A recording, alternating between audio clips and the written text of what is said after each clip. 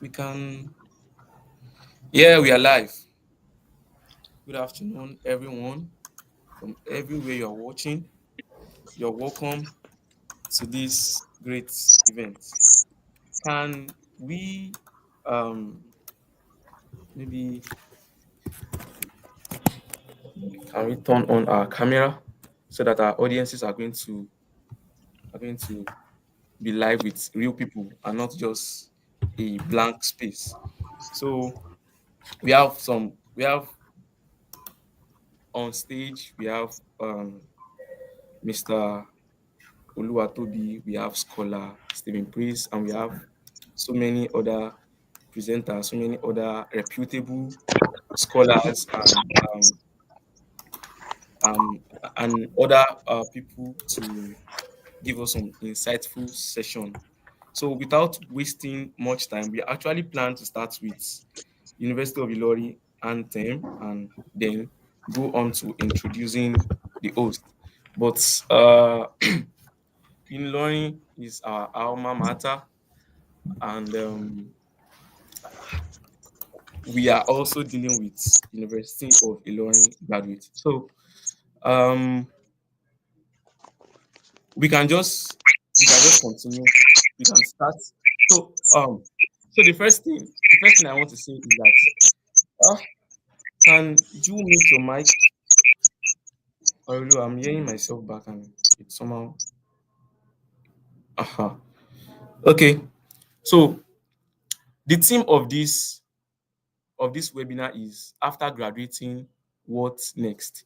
So we often have graduating students, fresh graduates that don't know the next thing they should be thinking about, the next thing they should be doing. And I am always passionate about guiding these people, guiding because I have also been in their stage, and currently I can even say I am still in that stage. So we get guidance from these our scholars and these our reputable seniors. So uh, um, so we are bringing these people on board to help us to tell us their insight, the way they have grown, the way they have done their thing and become so successful. So I'll be bringing Mr. Olua Tobi on board, and thank you very much. Ore Olua, you can go on with reciting the citation of our honorable guest.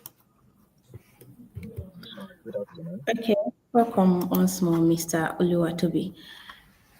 Welcome, Can you the hear me? guest present. My name is Arulua, and I'll be the anchor of the program. Before I proceed, I will be reading the citation of Mr. Olorotobi Adebipe. He is a visionary leader in business and healthcare. He has a strong foundation in medical biochemistry, and he also have a passion for innovation. Olorotobi Adebipe has evolved into a renowned entrepreneur and business consultant. Since he graduated in 2012, Mr. Toby has built a remarkable career, blending scientific expertise with business acumen. Mr. Toby's professional journey began in 2014, where he was working in a pharmacy. He honed his skills and developed a deep understanding of the healthcare industry.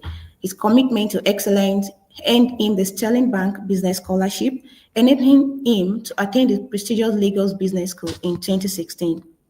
Furthermore, it was fueled by the Facebook Scholarship for Business Studies at Fateh Foundation in 2019. Toby's entrepreneurial spirit flourished. He pursued a master's in entrepreneurship in AYEE in 2021, solidifying his expertise in business strategy and innovation. As a serial entrepreneur, Toby has successfully ventured into fashion, where he created stylish innovation design. He has ventured into logistics, where he developed efficient solutions. He has ventured into professional business consulting, where he provided expert guidance to businesses. Now, I'll proceed by interviewing Mr. Toby. So let us learn more from him on how he fulfilled this achievement and how it can also help us moving forward. Mr. Toby, sir, are you with us? Are you with me? Can you hear me clearly?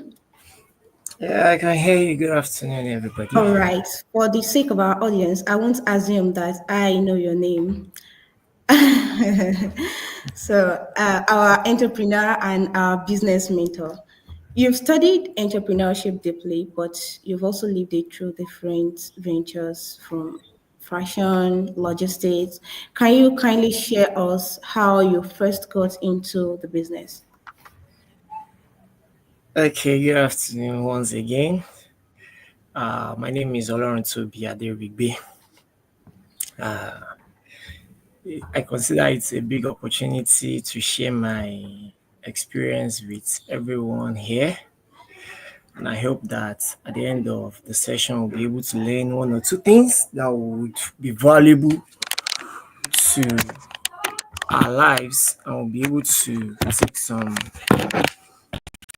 good decision afterwards. Uh, I finished. I studied medical biochemistry in Lautech. Lautech is very close to Unilorin, and from the introduction, I think I'm talking to more of Unilorin students. So we are like neighbors. So I want to feel like I'm at home at the same time. So I finished in 2012. Well, prior to 2012, uh, I've actually had this passion for skill acquisition. So I was encouraged by my mom personally to learn shoemaking as it looks prior to going to school. But then I'd always wanted to study medicine. That's my long term dream, ambition. Yeah, as a science student, you're always looking forward to getting to the height of your career. So I wanted to settle for medicine, but I was given medical biochemistry, and I was like, okay, fine, let me do that. While I was in school, I was developing these skills alongside with education. I was developing this skill alongside with education. So each time we are on holiday in school, I'll go back home, I'll continue learning these skills, like improving on it. So at every slightest opportunity out of school, I'm actually on the field shaping my future gradually. I didn't even see it as a future then. I was just seeing it as an hobby, like getting my hands busy basically. So that's like the journey to it. So when I left the university, I already gained like a lot of experience on this particular shoemaking. So that was how I ventured into the fashion world basically. I started with shoemaking.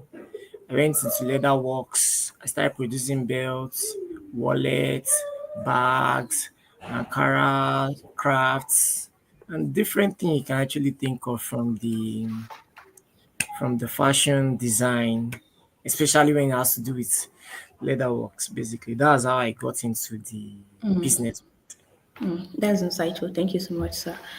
Well, as students, or let me say, as recent graduates, we figure out they normally want to also do business or venture into business, but they don't really know where to start from. So, looking back at your own journey, what do you think was that small step or was that first step that you took that made the biggest difference for you? Okay, thank you. How did I start? I mentioned earlier that I was just encouraged by my mom. At first, I didn't even want to do it. Funnily enough, I was seeing myself like, how will I be able to combine education with skill acquisition, shoemaking? Let me be more practical. Like, how does it sound? Like me, undergraduate, a medical student learning shoemaking. But I see, I just felt like it won't hurt. Like it's like an added advantage. So if you have somebody that is advising you that why don't you just learn this skill, you can give it a shot if it's something uh, maybe something that won't hurt you or that won't affect your academics. You know the funny thing, while I was in school, I actually won 3 scholarship and I was learning skill. It's not about me now. It's really about our brain is designed in such a way that we can learn so many things that there's no don't place a potential to what because father I'm in school, I don't want to do this, I don't want to do this. No, no, no. Let's we've gone past that era. And I think it was during the early 2000s and 20 okay maybe 2010 downward the government started encouraging graduates to get a skills to get a skill like that's what is like trending because there's no job out there but I've actually because of the encouragement I received earlier like it has positioned me to be able to just go into the entrepreneurship world like prepared graduating I just ventured into entrepreneurship. I didn't have to start saying that, so what next? You understand? Like, it's like my future has already been prepared while I was in school, something like that. So that's like the small step. Somebody advised me and I yielded to the advice. And while I was in school, every little opportunity I have, like train, like continue to improve. I was learning. I was just learning. Like, go to a shoemaker shop, learn how to make shoes, learn how to make pants, learn how to make sandals. While I was in school, I was making all those things, even for my mates. So while I was getting money from scholarship, I was getting money from shoemaking too. So people be like, "Are you the one making this shoe?" I can walk up to a lecturer and I will say, "Sir, the shoe you are wearing, I can actually make it." And he'll be like, are you kidding?" I'll be like, "Yes, I can make it. Should I make a sample for you?" And they'll be like, "Okay." And that's how I made for my lecturers, my peers, whatsoever. And they're like, "Are you the one making this?" Yeah, I'm the one making it too. So that's how actually like those little steps don't undermine the value of little beginning basically. Thank you so much. When you mentioned that you walk up to a lecturer to tell him that you can make the shoe, it gave me this kind of mindset that the audacity. So you're telling us to have audacity with whatever we pick up No, on. I Thank you don't so much funny for that. I don't see it as audacity. I see it as like being confident. Yeah, yeah, exactly. It's very important. Audacity is like it pops a question like what gives you the or like the it gives a different feeling kind of, but the confidence that sir, I love your shoe. You understand? And you be like, thank you. I can actually make something like this. So like you starting a conversation, it makes you even like Exactly. you can make something like this. Yeah. Okay. So they won't see it as an audacity, like from that approach. Exactly. So they'll see it as okay. Are you into Exactly shoe? my point, because most Yeah. people are actually very shy with their business, which is not really, really encouraging. And I also want to bring it up that you mentioned being encouraged in business, everything. You were earning, and you were earning on scholarship. You were earning on your side also as well. But being entrepreneur, we know that okay, even despite all the encouragement, entrepreneurs still face setback. So can you please tell us what was that kind of your toughest challenge in your business, and how did you or how were you able to bounce back from it? At that point, I was not even an entrepreneur. I was just like every other fresh graduate, just like some of you. I was just a normal student. I was not even an entrepreneur. I don't have a shop. You can only start small. I don't have a shop. I've not rented a shop. But my confidence, let me say, I've actually helped me a lot. I while I was preparing to go into school, we meet. I went to lesson and I've been able to establish this network that uh after I finished learning, like I felt like I've gotten to a stage that I can actually work on my own. I'm leaving my boss. Somebody just took interest in me, like I love your the way you market yourself. Like, are you learning this thing? I said yes, but I just finished learning. And the person was like, so what next? just like the question that is actually bringing this. I was not a graduate. I was not an entrepreneur. The person just asked me what next. I was like, I have to buy equipment too.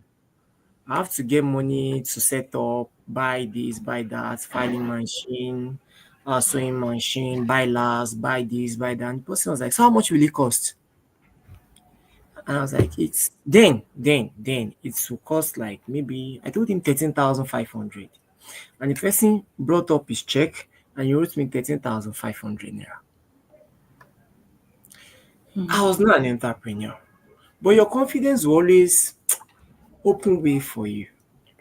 I was still in school. The person wrote me a check of 13,500. And what did I do? Instead of me to buy phone, I just went to buy all the equipment I needed then, the basic, the little ones. So start small. I didn't look at renting the shop. I didn't look at how will I survive. I was just like, let me just manage where I am. I'll continue to go to my boss shop, manage with his own equipment, and these little things actually paved way for a bigger picture that we'll be diving into very soon. So after school, what did I do? We went for NYC, just like every other person to go for NYC. Don't forget I told you that I was already earning. So when I got into NYC, I saved all my 12-month alawi. I didn't even have a need for it. So those little actions prepared me for the future I was going into. So from the moment I was graduating, I knew that entrepreneurship, I was called into entrepreneurship because I've been doing that part while I was in school. So I didn't have a need to touch my alawi. I just saved on my 12-month alawi. I had like then we were paying paid 19 I had like 120,000 naira at the end of my 12 months. I took that. I went because there were more equipment I needed to buy then. I went to buy more equipment for my leatherworks business. So I started positioning myself. I didn't have to look at like capital being a restraining factor. I didn't have any helper. Nobody had to help me. That's actually, I'm telling you my sincere journey into entrepreneurship and little steps that actually paved way. And that's how I started my entrepreneurship journey. I saved my 12-month alawi, but while I was in school, I was getting money from little students like you, making shoes for them, making pants for them, making sandals for them, and and and that's it. That's really That's beautiful. it. That's really beautiful. So I It got a shows job. that I got a job. I got a job. Of course, relating to your career. no organization. Immediately I finished school, while I was awaiting NYC, the company I did my IT, I worked there. I worked in there. Like so now we're waiting for NYC, and they're like, "Toby, come. We'll be glad to have you." Instead of having to train somebody all over again, so I was working as an intern while waiting for NYC. While I was doing intern, then I was making my shoe. I told my manager I know how to make shoe. They're like, okay, I made shoe for almost all the staff in my organization. So whenever I don't go to work, I'm busy. I'm just feeling my own real experience. I don't have anybody to like we can actually little advice. I didn't know I have that potential. Don't forget I told you earlier that it was my own that just advised me. I didn't know I had the potential to do all of these things. But that skill has given me confidence, and that confidence has helped me even in workplace, in school, wherever I find myself. Thank you. That's very interesting. Uh, Mm, you've even said more than what I expected you because I was just listening and it was very, very, very inspiring. Your words, I know you've always been like a mentor with your words, with your advice. Even right now, you're displaying that attribute. So if a fresh graduate comes to you now and they want to build a small business or they want to start something, they just want to start somewhere. We already learned that, okay, we're starting small from wherever we are, but starting small doesn't mean I know where I want to start from. So just tell us, what's that principle? Well, let me just assume it is me, yes, because I'm still a learner under you, sir. So what's that first principle you teach me if I am a fresh graduate and I come to you that I want to build a small business? Thank you. The first thing I will say in this is believe in yourself. Don't limit your capacity. Don't limit your potential. Don't have this mindset of an average. Always dream big. I read books a lot. Unfortunately that's not in the part of the question here. Like I read books outside educational books. So I mean inspirational and motivational books. While I was in school, I was very familiar with Dr. James Dobson. I was familiar with John Masson. I was familiar with this guy that wrote Dream Big. What's his name? Ben Carson. I buy all their books. I buy all their books. So whenever I have the leisure, I'll just read like marketing. I'll read on marketing. I'll read on think big, rich dad, poor dad, because I was determined I want to make it and I want to make it legit. So believe in yourself. Don't limit your your potentials. One book I love a lot while all through this journey was by John Masson, an enemy called average. You can go through that book, like it shapes your mindset to think and unleash a lot of potentials about you. So uh all of these things have actually helped me so as a fresh graduate, please believe in yourself. Don't limit yourself. So while I was on this journey, I'll apply for grant too. I'll apply for loan. I applied for BOI loan. I was not given. Applied for Tony Elumelu whatsoever. At the first year, I was not given. The second year, and I was learning all through those journey. It got to a point that I was part of the last 15,000 last stage in the African setting. In my profile, you read that I won Sterling Bar Scholarship 2016. How did I come about it? Let me quickly share that. As a fresh graduate, you know what I was saying? I said believe in yourself. I didn't know anything about business plan. I didn't know about anything about business plan writing. I just saw an advert online. When I go online, I'm also very, very, very conscious about the people I follow. They will probably be people that will add value to me. So when I go online, it's more or less like I'm getting motivation for my future. So I saw an advert just popped up, like Sterling Bank, training for entrepreneurs. Then it was Meet the Entrepreneur. That was the name of the initiative by Sterling Bank. That was 2016. That was the second cohort. And they're like, submit your business plan. And I was like, okay, what business plan am I submitting? I don't know what business plan even is. What did I do? I have a financial, I have a plan, like my financial plan, what I want to achieve, my milestone at the end of year 2016. I wrote it in January 1st. So what I'm trying to say now is preparation meeting opportunity. January 1st, I wrote what I want to achieve in shoemaking, in leather works. So when I saw the advert, I just sent the raw file. I just sent it to them. I didn't know what business plan was. So I think it was them looking at the raw file and they were like, this person, I don't know. I don't know what they saw. They selected 30 businesses across Nigeria. I was part of those that were selected. Every other person submitted a proper business plan. I don't know what business plan. It was in Lagos Business School that I learned how to write business plan. That was how I started my professional business career, not educational now. So your little don't limit yourself that because I don't know how to write business plan, I can't apply. I applied and I was selected in the whole of Nigeria. I was part of the 30 people that were selected. So when the Facebook Nigeria offer came up, I also applied. But then I already know how to write business plan. And I was making money out of writing business plan for people. Give me any business now. In the next 2 minutes, I can write a business plan for you. Even before the invention of AI. It's AI that will write for us now. But we went through the real study of having to write. So I was writing business plan. Immediately I learned how to write business plan in Lagos Business School. I started telling my friends that are into business that you need a business plan for your business. So if you tell me, like, it's like me marketing myself now. So if you tell me that you want to go into fashion, I'll tell you that first thing first, have a business plan. I won't tell you that you need money. Have a business plan, have a plan. And you tell me that what kind of plan? Okay, I can help you develop a plan.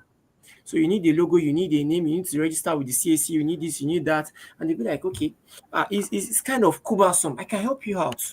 You don't have to stress yourself. I'll download how it's like the way we tell people in cyber cafe that want to write project and they will tell you that okay, we can give you a topic, we can help you with your literature review and all those things.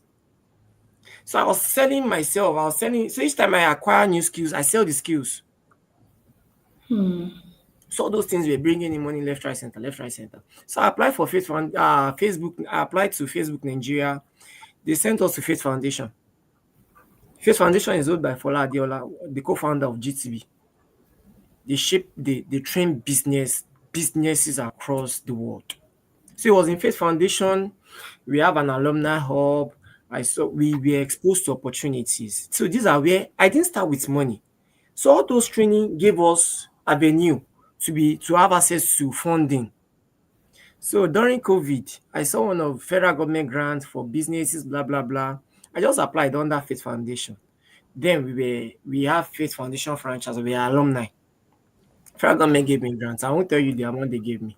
They gave me grants. So while people were lamenting that people were losing job, people were there was no work, everybody sit at home. Me, I was making money even in COVID because federal government was helping people. Another thing is as a fresh graduate, please look out for needs like in your immediate environment. Like first open your head like what is the problem in this environment? If it's insecurity, what can I do about this situation? Let me give you a short story. As a fresh graduate, you are looking at what can I do? What should I do? How will I advise you? There are two people. They learned how to make shoe. They learned how to make shoe. It's a story. It's not even my story now. They learned how to make shoe. So they found themselves in a village. In that village, uh, they don't wear shoes. They walk barely on foot. Two people. They are experts in this shoe making field. So when they found themselves there, one thought like, this is not a good market place. So in this place, my skill is not needed because they don't wear shoes, so they won't know the value of what I have. Second person saw it as an opportunity. Let me introduce shoemaking to these people. So the first person left. Like this is not my market. This is not my market space. Second person saw it as an opportunity. He identified the problem that these people, let me introduce shoemaking. So he went to the king and he was like, instead of working on barefoot, I can make you something that will help protect your leg. And the king was like, what do you want to give me that will help? And he made a shoe and he gave it to the king. And the king liked it. So he made for all the chiefs. The king now mandated the whole village. Hmm? To That's how start the person wearing. became a billionaire. It's a story. It's a story. But now this person identified a problem and he was able to bring the skill he or she had to bring or to pop up solution to that problem. So as a fresh graduate, please believe in yourself. Shaping like make sure that you prepare for opportunities. Position yourself because opportunity can come at any point in time. You might not know when the opportunity will come. So as a fresh graduate, believe in yourself, prepare for opportunity, look out for problems, become the solution. Have a write out plan for becoming the solution. So when the federal government were like, okay, so we went through screening stage and these things can be very cumbersome. But for every of those screening stage, it's like I already have a prepared answer. And I also learned that in school. Like we all prepare to write exam and we all prepare to pass. So when they tell us, how do you pass? You have to read. So for you to read, you need to pick up your books, read like prior to the exam. Proper prior planning. We have 7 P's. Those are part of if you get to my room while I was in school, I write 7 P's. Proper prior planning, prevent piss poor performance. So I know that I want to pass. Proper prior planning, I have to read. So I know that I want to succeed in this area. Proper prior planning, I have to prepare. I know the opportunity can come at any time. I have to prepare. So when the opportunity come, I won't have to be running helter skelter now, or whereas I won't have to lose that opportunity. So please, as a fresh graduate, believe in yourself, look out for opportunity, look out for problems, be the solution, because that's what we are trained to become. Finally, while I was in my final year, our HOD then told us that the fact that you are graduating now does not mean you will find yourself in the field that you study. You might find yourself anywhere, but the training you have received actually means that wherever you find yourself, you can become the solution in that area. That was what our HOD told us. I put it in my left hand, not use it to eat o. That kíní yìí èèyàn máa ń fi sọ́wọ́ ni. Ó ní anywhere tá a bá ti find ara wa, become the solution from the skills you have learnt even in school. Thank you very much.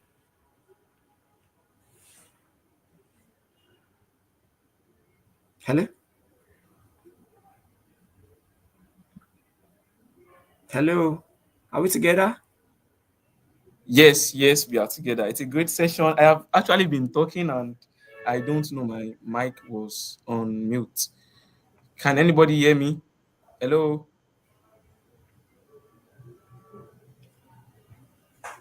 Loud and clear, sir. You can hear me. All right. So it's a great session from Mr. Oluwaseun Oluwatobi. Thank you so much for taking your time. Thank you so much for being here with us. Some of the lessons I took from you is confidence, like the confidence to speak with people, to engage them, and also there's one word that I hold in quotes. You said your HOD said it to you, and I am also taking it with my left hand now and not my right hand. I will not use it to eat. Look out for look out for problems and be the solution. Thank you so much for your time. Thank you so much for being here. So the next person we're bringing on board is Scholar Stephen Praise. He has been very much here with us since since the session has started. Thank you so much for your time. We really appreciate you. Mr. Farouk, can you go on with his citation? Why Orolua is going to take the interview question with him. Yeah, thank you very much for this. Quickly, I also want to give tribute to Mr. Oluwatobi. You have really done well, and you have really done well for yourself. Thank you very much. I feel that after this webinar, I would really like to connect with you. It's nice and fine. Thank you very much. So, Mr. Stephen Abuola, one thing I like about this webinar it is that it is so very diverse, and we're bringing people from different diverse places. Mr. Stephen Abuola is an avid student of life. He believes in continuous learning. His unique interest in technology innovation led him to study educational technology from the University of Ilorin, the Better by Far University, where he graduated topping his class as a scholar of his department. Currently, Mr. Stephen Praise Agbola is an awardee of the prestigious Erasmus Scholarship. He's a multidisciplinary, a creative designer with a knack for storytelling. He currently works with a leading credit and financial institute as a brand and creative designer in product management and the marketing team. Outside of work, he enjoys exploring things to satisfy his creative expression. Above all, Mr. Stephen Praise is a human person. He believes in human education, and just the way he has a lot of awards, he has the Erasmus Award. Also, he also have a lot of award under his belt, and he's currently working on innovation solution to tackle social need. Thank you. Yeah, thank you so much for reading that citation. And adding to Stephen Praise citation is, I will say this, and I'm not shy to say it. In fact, I am proud to say it because um, the first person who paid me, the first person who paid me while I finished my national service was Stephen Praise. He paid me, he employed me as, will I call it a virtual assistant, or uh, I can remember his conversation then. He called me personally, he asked me some questions, and he told me if I can take that role. Although this will be like my first role working for someone in that regard. So, but I summoned some confidence and I took the role. And although we had we had further discussion about it, but anyway, I want to appreciate him. And also, we were together in UISF as the community manager. As a community manager, Stephen Priest is a very creative guy. He does everything very well, clean and neat. I learned a lot from him. And I'm so excited. I'm so happy to have you here again. Um, Oreolua, can you go on with the session with him?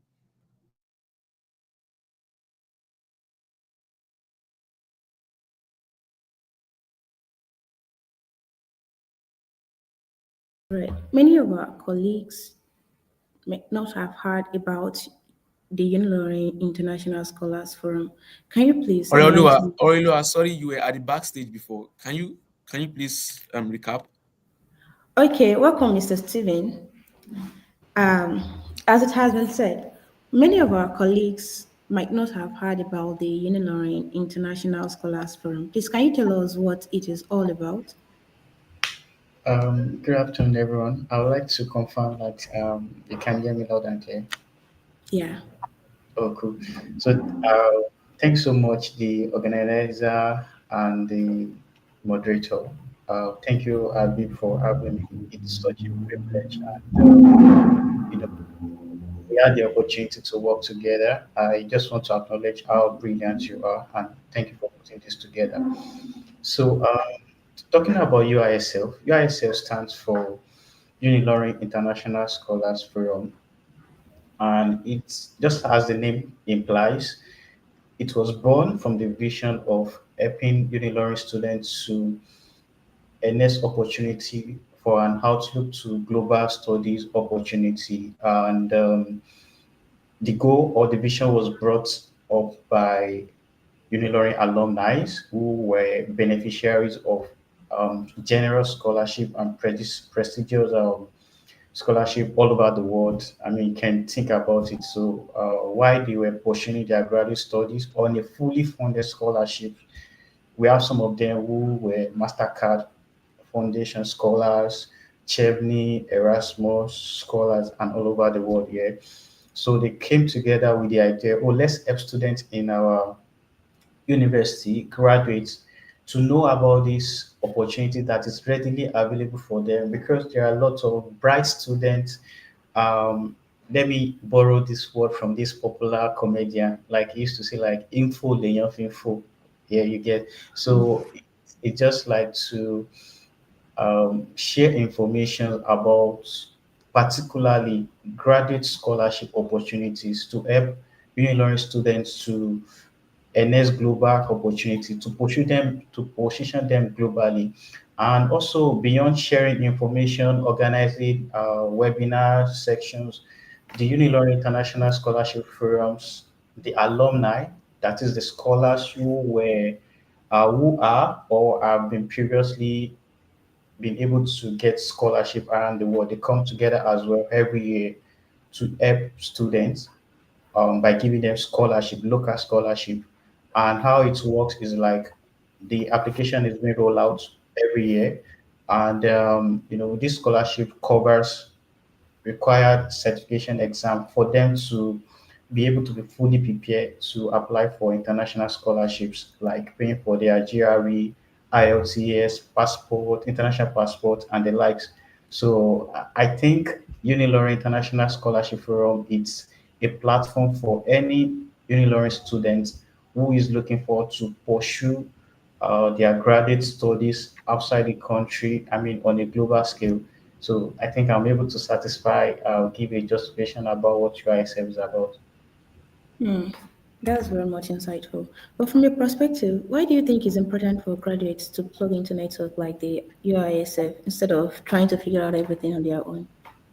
Oh, okay. So one interesting thing about it is why I think it's important is like it's they used to say like if you go alone, if you walk alone you go far, or you go faster, but if you go with people you tend to go far. But I believe you can do both, and that's why you need to be very strategic in your movement, right? So why I think it's important for students to have such community is like you tend to it is your burden, it is your load of having to figure things out yourself. One of the things the community also offers is like you have access to scholars who can help you review your essays. So rather than having to go through, this strenuous headache of trying to write your essays alone, and at the end of the day you tend to make mistake. Why not learn from people who had gone through this process before? And it doesn't cost you anything. All that costs you it's your drive to study, your commitment, your seriousness to do things. Nobody's charging anyone. So I feel like rather than having to figure things out from scratch, you can just pick from people's templates how they run it, and that makes your journey much faster and easier. That's beautiful. From your citation, I figured out you secured an Erasmus Mundus scholarship that takes you to Europe and Asia. So, how did this UISF play that role in preparing you or guiding you for that opportunity? Yes, so I've been privileged to work with Abib, and so I think one of the privilege or how UISF helped me is access to the scholars.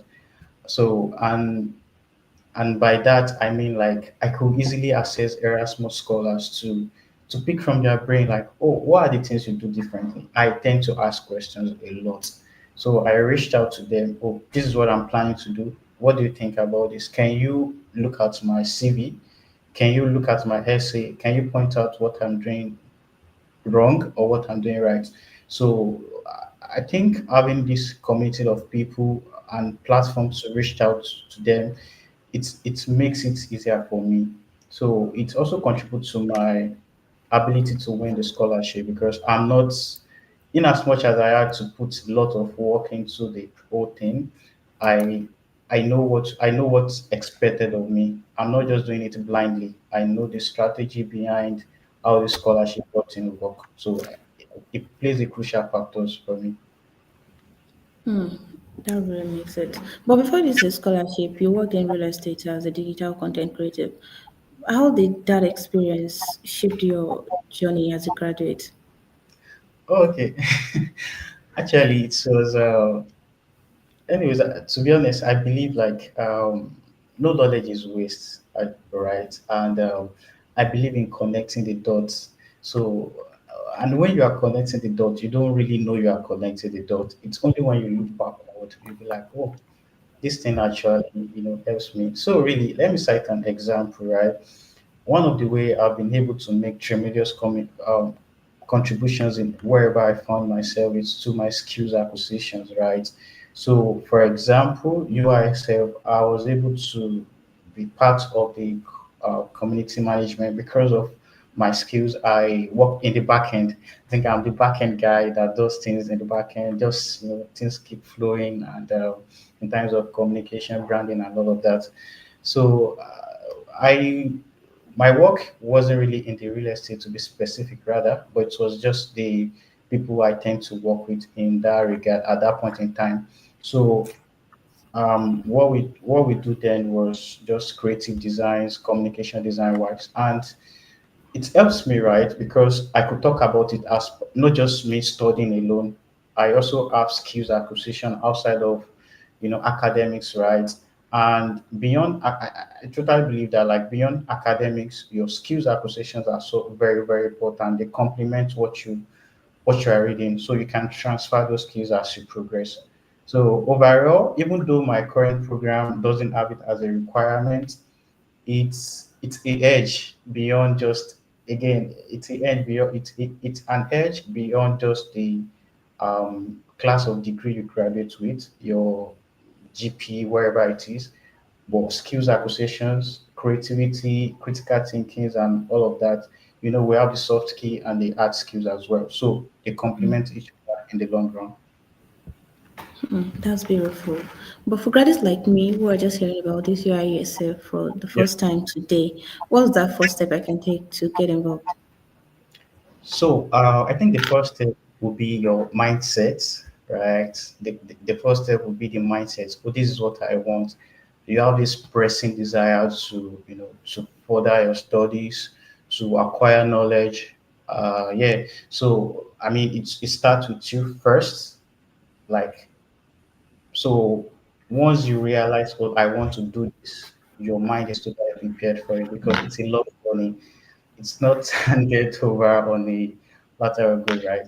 But yeah, to join the UISF group, the first thing to do is you reached out to any of the members or the admin if you know any, and then and this is where it gets tricky, right? You are required to write essays on why you want to join because really the group is meant for a purpose, not just a public group. It's meant for people who are deliberate about their intentions to further their studies. So you are meant to write just essays describing why you want to join the platforms. And let me tell you something that's very interesting. When you ask people to do that, you just don't see them again. So you just don't see them again. But few people that do, before the year runs out, I mean, based on what their target is, they attain it. Right. So what I'm just saying in essence is when you made up your mind, you approach any of the admin or the members and you are made to like, oh, how do we verify you are a student from the University of Lorin? Can you write maybe a few lines of reasons why you want to join? And that's all. Nobody, it's not a secret thing. That's just it. That's beautiful. Thank you so much for that. But I'm a bit curious. We understand that students normally struggle with consistency. How did you personally manage your own time? How do you delegate tasks? How do you keep applying for opportunities until you succeeded? Okay, so I used to say something like I'm an Absada applicant, right? And that what that means to me is I just take it as a journey, right? And one thing that motivates me is knowing what I want. I'm not just after. There is a common trend, even though I don't like to use it, like Jackpot. Like I'm not really after that, but I'm tailored. Oh, this is what I want for myself, and I feel this is the next step for me to attain it. So I'm not driven by the need to just leave my country. I'm driven by the needs of what I want to do, what I want to acquire in long term. So that tends to kind of motivate me. And I don't overthink it. So rejection comes, of course they do. And what I do is pick lessons from it. And most times I realize it's zealous, like being zealous and being driven by emotions, right? You pushing for what you felt like. Of course, you need to be very audacious, but sometimes the rules are set in stone. They don't bend the rules, right? Just like me saying, like I study educational technology, and I was like, okay, and I now decide, okay, I want to do my graduate studies in biomedical engineering using my transcript from educational technology. You see, it doesn't go hands in hands, right? So that's also caused some, rejections along the way. But personally, how I'm able to motivate myself is I get deeply involved in my work, my work along the way. So I get going. I mean, like it's still day zero.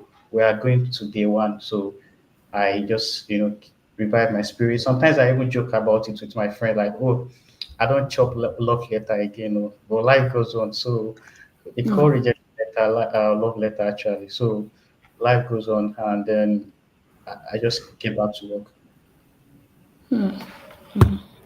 That's really, really beautiful. What would you say to convince a graduate student that UISF can really change their career? So instead of them just backing up, they should jump in. So just how can you convince them?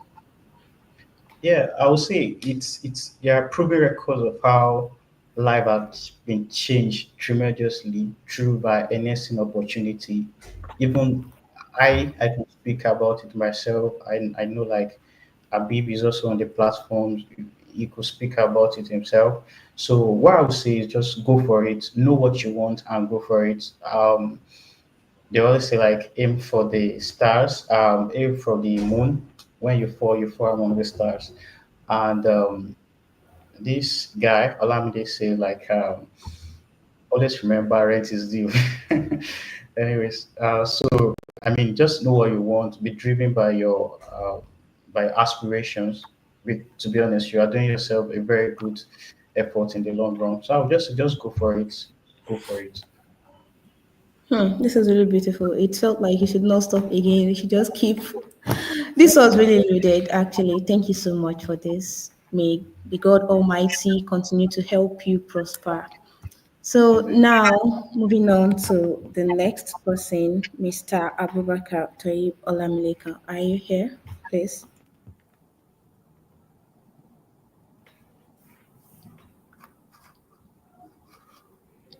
Mr. Toyib Olamileka, are you here, please? Okay.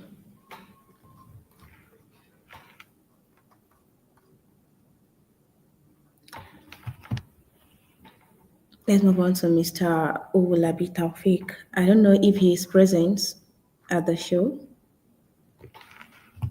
Mr. Taufik, are you here? Okay, give me a minute.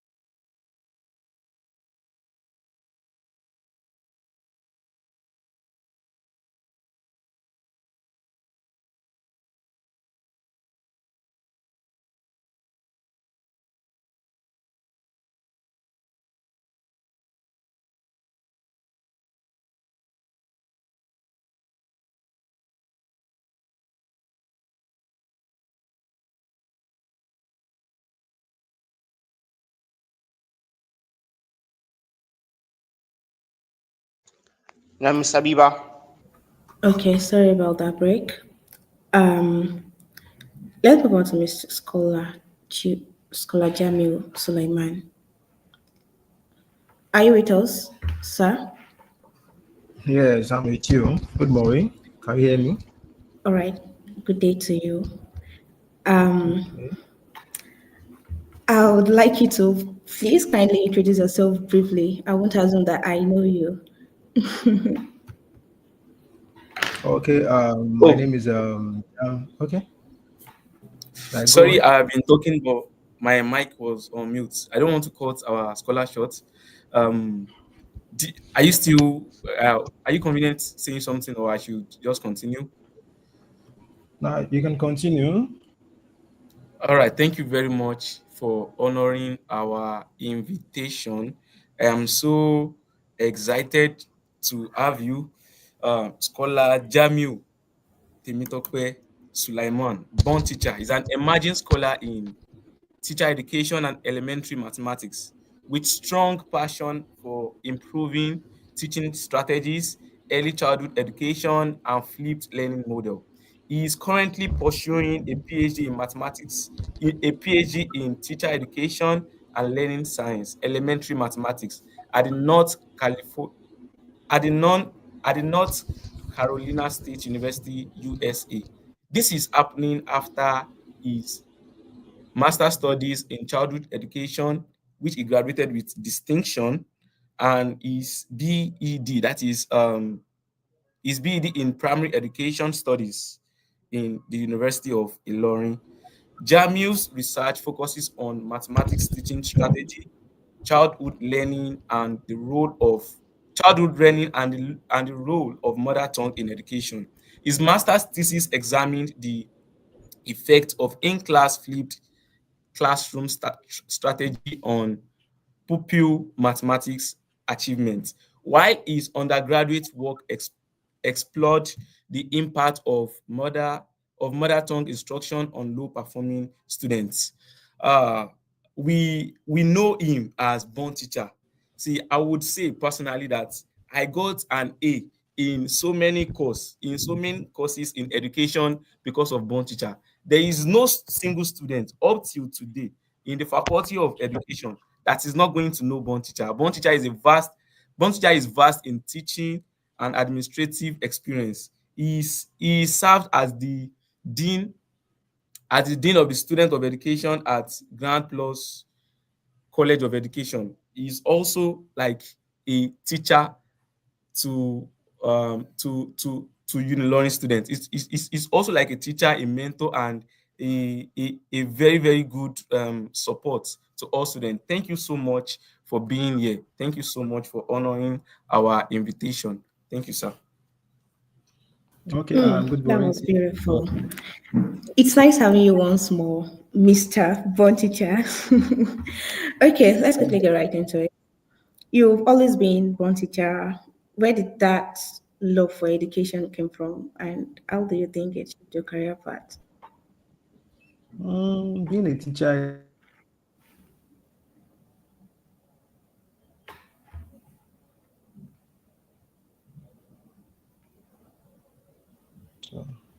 is so,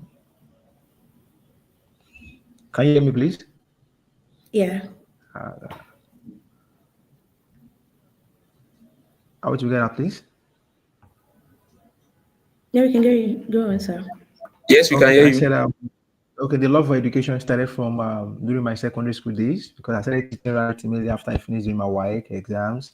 So to learn more, you have to teach more. So we started from there, and right from university days also trying to help others succeed because it's until I believe in the perspective of until everyone's win, not just one person winning. So from there, it was from a particular class that somebody mentioned the concept you should be a born teacher, like maybe because of the strategy of teaching or something like that. That's beautiful. So, from a bachelor in education, in primary education, to a fully funded PhD in the US, what's that decision or steps that made that journey so possible like that?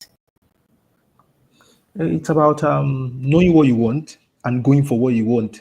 Having you are the one that have your dream and goals, not other person inspiring you, like another person trying to convince you. Know what you want. You have your dream. You have a focus. If you aim to become the president of Nigeria, you know what you need to do to become the president. If you want to score A in all your courses, you know what is required of you. I'm a teacher. I had studied about like the reason for the interest was probably back in my secondary school days. I was challenged in mathematics. My mathematics was very bad. Then I encountered a particular teacher who inspired me a lot, who made me change the narrative about mathematics, and that inspired me to continue also. And he said, "You don't owe me anything. The best thing you can do is also giving back to the society." So that's why when I started working, I keep helping others. I also focus on helping people that struggle with mathematics as my area of interest, and I keep pursuing that up to my PhD level.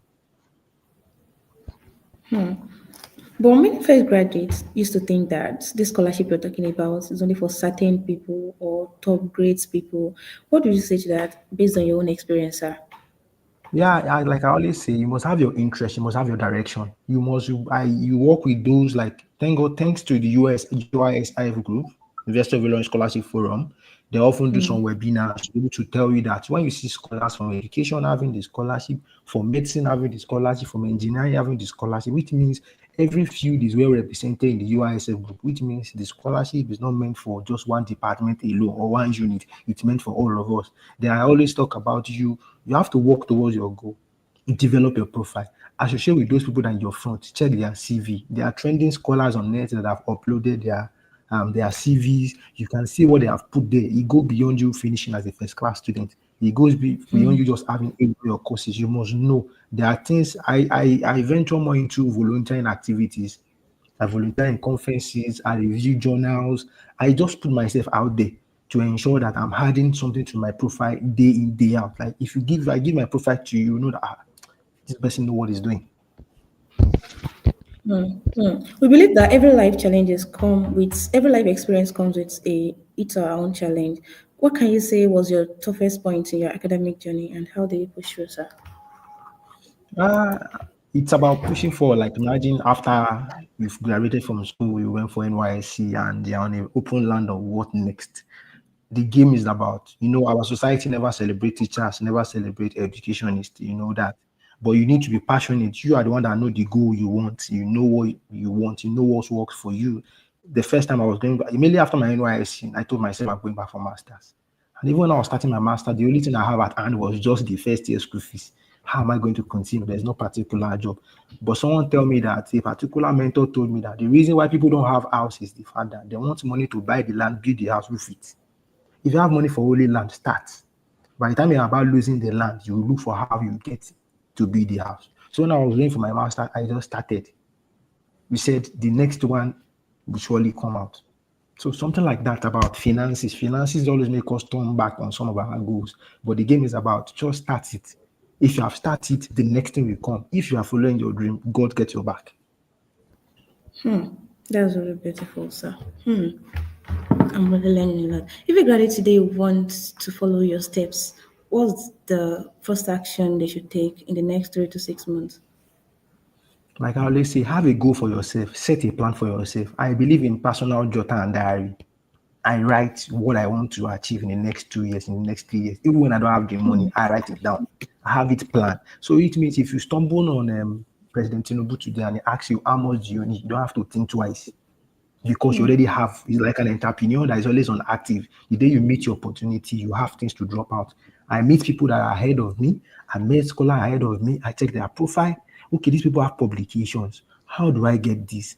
I want to be a lecturer. That is their been dream from onset. So I meet even from 100 level to 100 level. I went to understudy some lecturer. I look at those ones that you can associate with.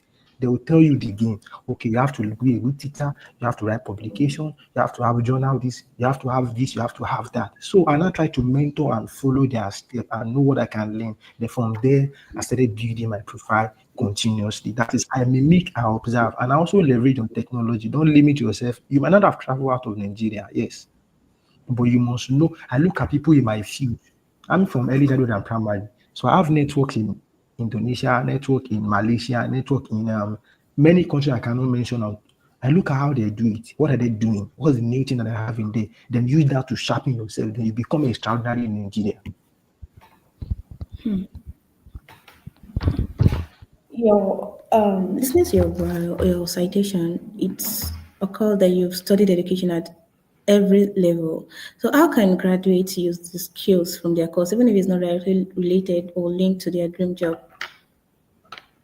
Yeah, it's about, like I said, you have your goal. You keep focusing on your goal. You don't get distracted on your track. You know what you want. Some people have a certificate that we call rice and beans in academics. They don't know, like jumping from one field to another, and you don't have a direction. Even when you are trying to apply, sometimes, it's one of the things that helped my when as I finished my bachelor degree, as I was applying for scholarship, I did not wait. I put it for Nigeria. I started my master's in Nigeria. And I still keep applying while still studying. So my life is not on hold because I'm looking for scholarship. The scholarship can come anytime. Some people can try immediately after bachelor and have it. Some can try it at masters and have it. Some can try it at PhD and have it. So, but to the fact that in Nigeria, you plan your life with the way Nigeria is going, so you are still on track. Why still shooting for the scholarship opportunity? It will surely come in between. So at the end of the day, even though it does not come for some people because everybody will not surely have it, your life is not still at good. Some people finish bachelor degree and keep waiting. You doing masters in Nigeria don't mean you not go and do masters outside country again. But the fact is that while you are doing a Nigerian masters, it even gives you kind of an edge to understand what research is saying, what is tenable outside. You have more exposure beyond someone that have a bachelor degree. That's really relatable. So let's just imagine you're speaking to every graduate in Nigeria right now. What single piece of advice would you give them to secure global opportunities, sir? I always say everybody is created for a purpose. Identify your purpose, work towards your aim. Don't give up. The society will intimidate you, people around you intimidate you. You are the only one that is seeing the promised land. So you keep energizing, you keep motivating, you make use of intrinsic motivation. Sometimes you may go hungry because you are pursuing our goal. But I promise you that by the time you get to that destination, you will be very proud of yourself that yes, you have done this a lot. And one thing about teacher education, because that's my focus per se, I may not be studying medicine, I may not be studying law, I may not be an engineer. But I can promise you in my career of teaching, I've produced those professions. I have graduates in those fields that do call and give respect, which means being a teacher is not a disadvantage. It's the country we find ourselves. Teaching, you have more network, you have many people you can badge into. There are many people that mention your name behind your back and give you acknowledgement, although it will cost you a lot. Hmm. Thank you so much for that. Thank you so much. We really appreciate you being with us today. May the good Lord continue to be with you, sir. Moving forward, ladies and gentlemen, it's my pleasure to welcome a distinguished personality among us, Mr. Odetunde from the Department of Mathematics. Point Sir, of take it correction, from. Dr. Temitope Odetunde from the Thank Department you of so much Mathematics. for that. All right. Dr. Temitope Odetunde from the Department of Mathematics. Thank you so much for joining us today. So, beyond being a lecturer, you've been a guide to other students, a mentor, and we are really, really honored to have your voice in this conversation, sir. We are so eager to hear you speaking on the topic reflections on life after graduation, lesson from the academic journey, and a few advice for the new graduates. You can have the floor, sir. Thank you.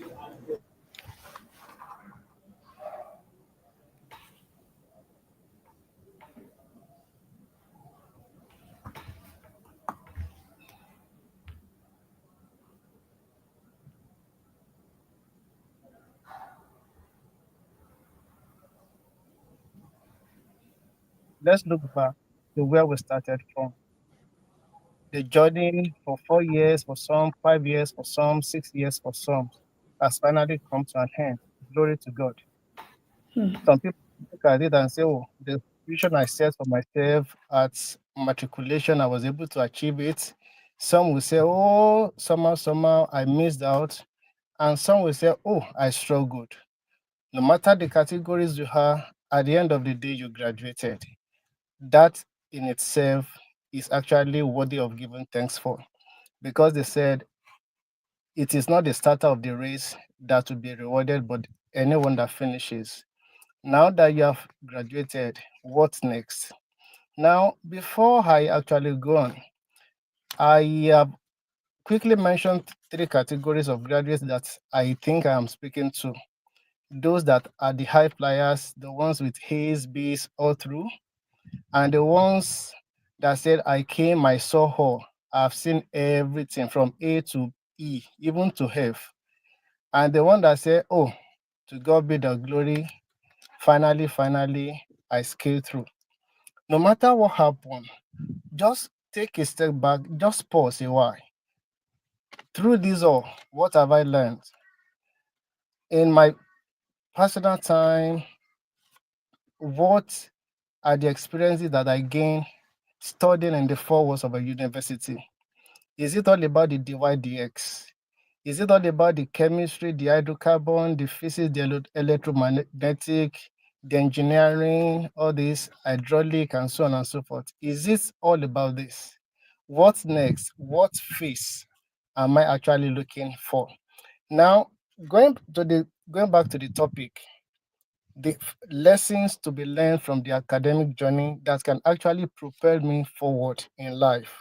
Reflection on life after graduation.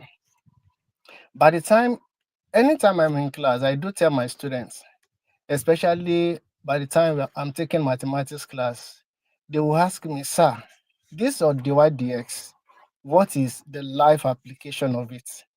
I will smile. I'll say, look, it is not enough for me to be telling you every market woman counts numbers. This inflation rate is caused by this, by that. But beyond all those things, number one thing is this: what is the bedrock of learning? Learning is just to prepare you for the task ahead. The task may not be related to mathematics, the task may not be related to physics, but somehow, the tenacity, the persistence, the intentionality of you looking at what you have now and taking a determined step, a determined effort to overcome it, make you who you are. Some people at the end of the day, they fall below their expectation. Why? Not because the education system fails them, but somehow along the line, they have not paid the right price for them to achieve the price they set for themselves. Now, going forward, number one thing is, before I actually look at what I've jotted down, number one thing I want to say is, in your journey in life, intentionality matters. The last speaker actually mentioned goals, which is the bedrock of that thing that will drive you. If you don't have it, you may actually miss out entirely. Now, by the time you already have it written out, you have spelled it out. Life will not give it to you just because you have written it out. Don't expect that you are going to have it cheap and easy. You have to be intentional about your goals. So intentionality matters a lot. Why you are persisting, why you are working hard, why you are building yourself, so many things will come. Just yesterday, a student of mine met me in the office. He said, sir, for the past 5 years in my journey, I have faced a lot of things. And I think spiritual problem is part of it. I think I am distracted. I said, look, let's be realistic. I asked him some questions, personal questions. And in his response, I discovered that, look, along the line, you blended with your peers. At times, if you do not stand for who you really are, and you tend to blend a bit, and the period of blending, you might miss out entirely on your goals. So now, coming back to what I have here, now that you're a graduate, what next? What has your experience in the four walls of the university taught you? What lesson have you been prepared ahead of? Now, in your study, I said, in your study, there are times, there are some courses that you had so cheap. There are some courses that are not so cheap, not so difficult, and there are some courses that are actually difficult to tackle. How were you able to surmount all of them? Number one thing, in your journey in life, there are some places you should not park in your journey of life. Parking means like a resting place, like a car conveying you to a destination, and at the end of the day, you just, oh, I've reached my bus stop, let me park. Or maybe, oh, I want to eat, let me park here. All those things, all those stops, if care is not taken, if you don't monitor your stops, your park very well, somehow some opportunities might go, which might actually be difficult to come by again. Number one, park. You must not park your bus in the journey of life. Is number one, do not park beside your failure. Some people will look at it. Oh, they say I am not a failure until I give in. When you are done, raise up again. Yes, But some people actually miss out in life entirely because somehow, what turns to be their greatest fear actually conquer them. What they fear most is actually what destroys them. Do not entertain fear. Do not entertain failure. Do not park beside it. If somehow you have been bugged, you have been defeated, summon the courage. I had a message from Reverend Nancy Komoleni. He said there is this Samuel Peterson in 2007 contesting for heavyweight champion. He was roundly defeated at the second round and third round. But there is this certain man that went beside the ring and said, "Look, Samuel," he spoke in his native language because Samuel Peterson is actually from Nigeria. And that man cheered him up. Said, "Look, all of us from Akwa Ibom State, we are beside you. We travel all the way from Nigeria just to Texas just to come and watch you. You cannot just lie down there." Somehow, this man listened from afar. Who knows whether he has actually passed out? And from there, courage comes. That is, number one, if only you would listen to the voice of your inner man. As you are defeated, as your back is on the floor, your inner man is telling you, "Look, I am not done yet." So do not relent. Strive to rise up again. Face that your fear, face that your failure, and you are sure to move ahead. Number two park you must not park is do not park beside your success. Last academic session, one of my student advisee graduated as the best in the University of Ilorin. I told him, "Look, you know the journey has not been smooth from 100 level because I monitored all of them. And look, if you think being the best in the whole university is all your dream, you have missed this. It's just a matter of 2, 3 years. You may vanish into thin air, and you may not leave, and we may not hear anything about you again. Beyond your success, what next? There is always a challenges after your victory. Don't park beside your victory. Oh, congratulations, you have graduated well. Some of you graduated with first class, some of you with 2-1, 2-2, no matter the class. My brother, my sister, your result in life now, what you are going to be faced, what we face you now is just 10% of your certificate and 90% of reality. Some people, their 10% certificate, we give them room. We open the door for them. Whereby some people, it is the expertise, what is in them, what they have beyond the certificate that is going to speak for them. So please don't think I have graduated, let me go and flex, let me go and rejoice, let me go and play. This is not the time to pack your bus. It is, if at all, it is any time, it is time to prepare more than ever before. You have been preparing for academics, for lecture, for classes, for exam, for tests, all these 4, 5 years or 6 years, as the case may be. But the challenges that is happening now, the one you are going to be confronting is the one that has no manual. If I teach you in calculus, if I teach you calculus, I say elementary differential calculus, elementary integral calculus. By the time my C is coming, by the time my exam is coming, definitely it's going to be in calculus. I won't say electromagnetic. But in life, life will not give you manual. It won't give you an handout to look at. It comes every day.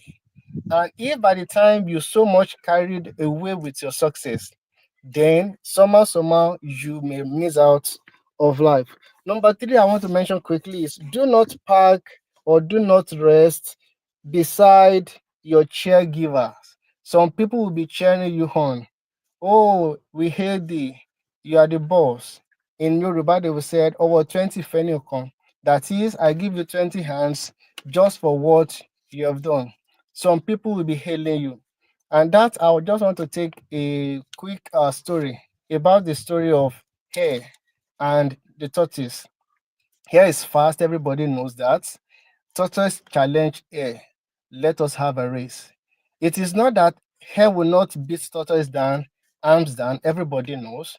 But somehow, along the line, here we park, play, listen to the chair of people, talking with them, gisting with them.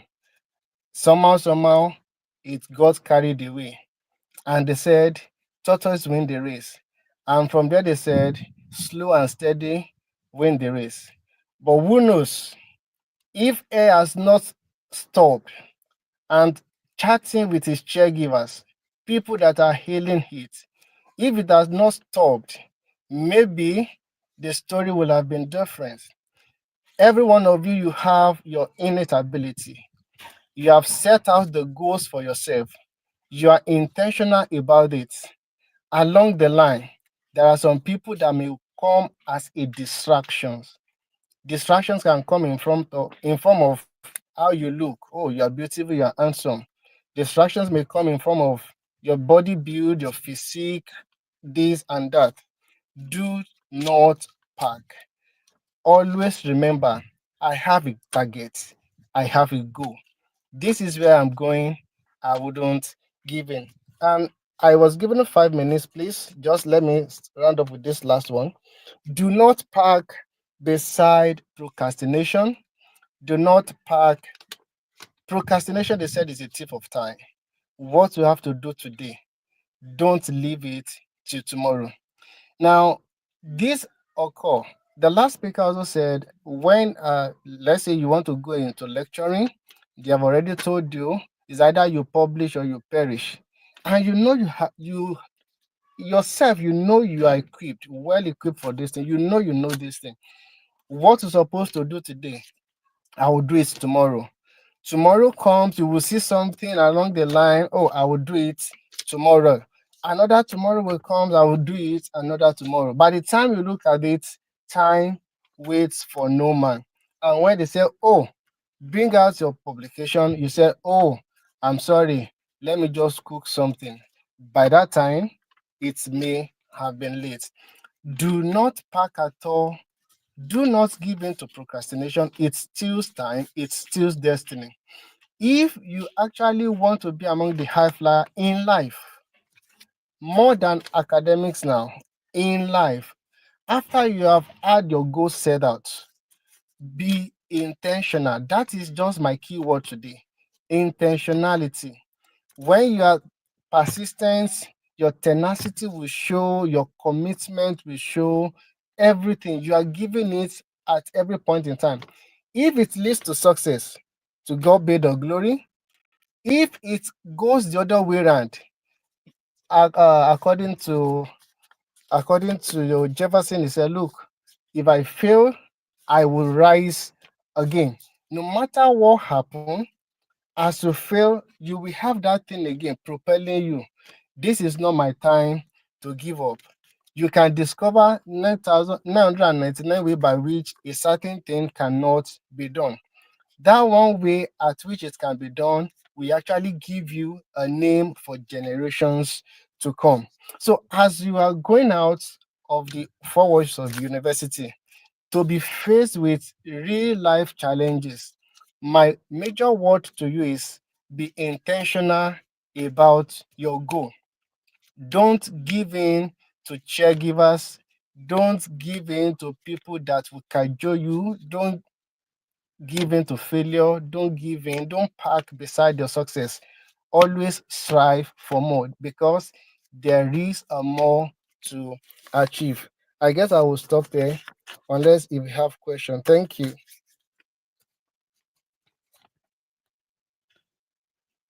Or should I continue?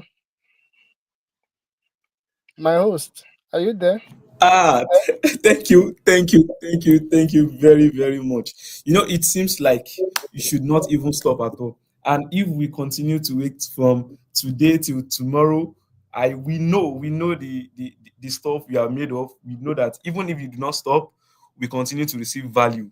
Thank you very much. Thank Uh I can remember I can picture seeing you again in class. The motivation, the passion, the everything. So we love mathematics because of you. We want to do more. We are always encouraged about ourselves. And thank you so much for honoring this invitation. We are too small. We are not even in the level to invite you.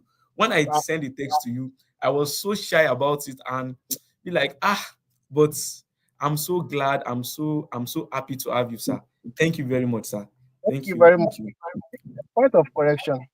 I told my advisee, sorry that I'm referring to my advisee too much.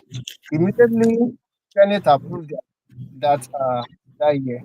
I said, look, officially, officially, we are colleagues. Some of in life we may not see again.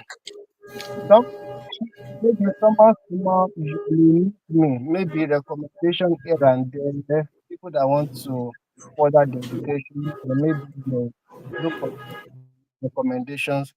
And somehow, even if I thought, so you may just sit down one day and just look back, say, who has actually done something in my life, and you may just my name might be mentioned. I said, but whatever happened, I have done my part in what I have to do in your journey. I was made your level advisor without your consent. For the 4 years that we were together, I did what I had to do. My charge to them when I told them, look, Senate already approved your results. We are officially colleagues. So leave this that, oh, you are not up to calling me. No. By the time you graduated, that is the training given to me by the man that gave me my by the man that supervised my PhD. Immediately after my external defense, he took my hand, shake it, he said, look, we are both PhD holder. Forget about my title. The highest certificate I hand is what you are carrying. So just go ahead and replicate yourself. Tutor people in your way. So as you're going out, you want to leave your mark. And how can you leave your mark if you are not being intentional about it? So that is actually some people, their life is just for themselves. And if you live your life for yourself, you are not affecting others. So in my own way, I want to, let me also leave my mark. Why people that are coming up will also do what? They will do their own. So we are to get officially, as we are, all of us, we are graduates. Thank you.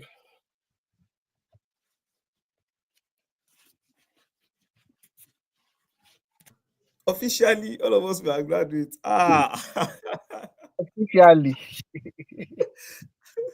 Thank you so much for the encouragement. Thank you so much for walking us through. Thank you so much for everything, for your time and all. We really appreciate you. Um, I, I don't know if any of our audience who would be watching this later would have question. I can forward them to you, so you can Okay. answer it. All right, thank you. So now, we want to go to the next speaker in the person of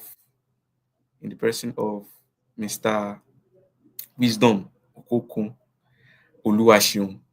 I always know you as Passion, the passionate Unilorite. So you have always been my boss. Thank you so much for honoring our invitation. Um, uh, please can you go on with his citation? Good evening, good afternoon, everyone. We are honored to welcome Mr. Okoko Wisdom, a distinguished leader whose journey embodies service, resilience, and innovation. He's the co-founder of Orbit Africa Property, a thriving real estate firm, and the founder of Just Passion Concept, an NGO. Like the Just Passion Concept is an NGO dedicated to improve the well-being of vulnerable communities through impactful projects like Operation Feed the Nation and Operation Feed the School Child and Christmas charity outreach. Mr. Okoko Wisdom is the 33rd Student Union President of the University of Ilorin. He's led He led over 60,000 students, recording remarkable achievements such as skill acquisition program for persons with disabilities, sign language trainings, PVC's registration drive, and community impact initiative during the COVID-19 pandemic. Passion, as we call him, his administration story of grit and service is captured in his acclaimed book, Undoubted. Beyond leadership and public service, Mr. Wisdom Okoko is also a public health specialist with experience at the University of Ilorin Teaching Hospital, the National Hospital Abuja, and Gatlick Medical Center, where his community sensitization work on malaria prevention reduced cases by 30% within just 3 months. For Mr. Wisdom Okoko's impact, he has received multiple awards, which include the Excellent Leadership Award and the Proud Golden Son of Kogi State recognition. Today, Mr. Okoko Wisdom continue to champion courses in public health, leadership, and real estate entrepreneur. He inspires young people to live with purpose, passion, and resilience. With this, permit me to recognize the presence of Mr. Okoko Wisdom. Mr. Passion, over to you, sir. Thank you very much for honoring us.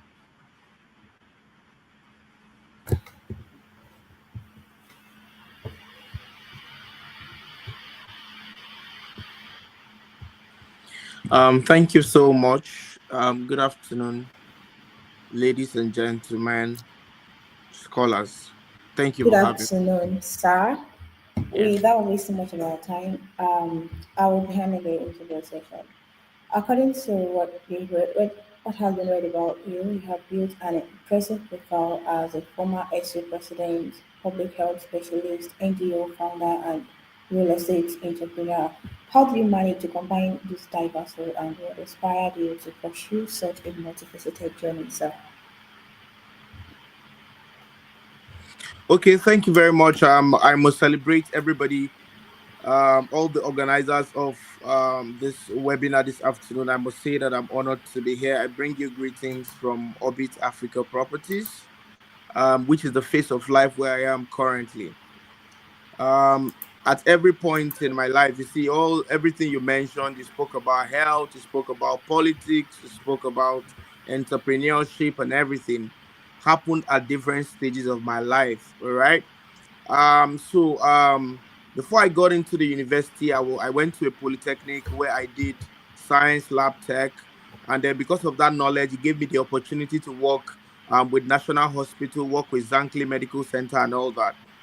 I also proceeded from that stage of my life to apply as a public health specialist with University of Ilorin. But that course was not being offered, so I did health promotion. And then because of health promotion that I did at my BSc level, it gave me the opportunity to also work at the University of Ilorin and do some things in the health sector.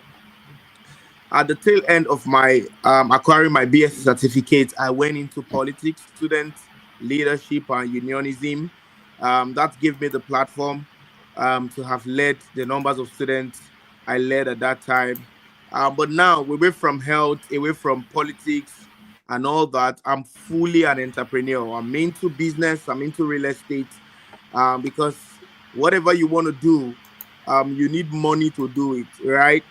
So let me just say that I'm at that stage of my life where I'm trying to gather the financial resources and empowerment that I need to do other things for myself, for my community, for the nation, and also the continent at large. Thank you very much.